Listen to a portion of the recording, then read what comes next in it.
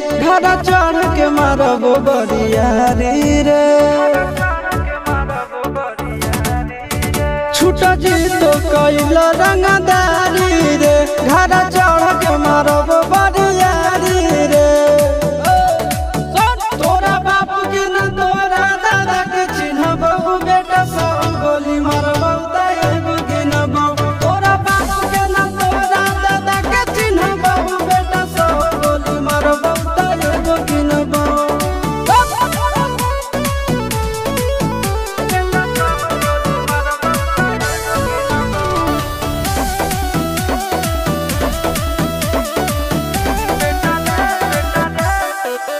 बेटा रे काटा से ठोक देबो चिमनी के भाटा में झोंक देबो देखबो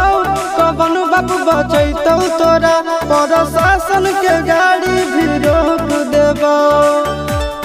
बेटा जी सुनो बेटा रे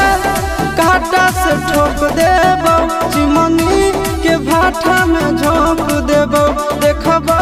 कवन बाप बचैतौ तोरा प्रशासन के गाड़ी भी रोक देबो तोरा जैसन के हम खड़े खड़े गिनबो बेटा सब गोली मारबो एगो गिनबो तोरा बाप के न तोरा दादा के चिन्हबो बेटा सब गोली मारबो एगो गिनबो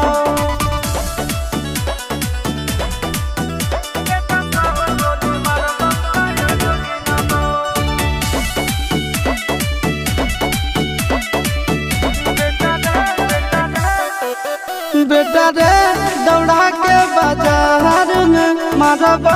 गोली तोर कपार में रंगदारी जे करबी बिहार में गड़ देबो गंगा जी किनार में इतना मार पड़तो न बेटा बेटा रे दौड़ा के बाजार में मारबो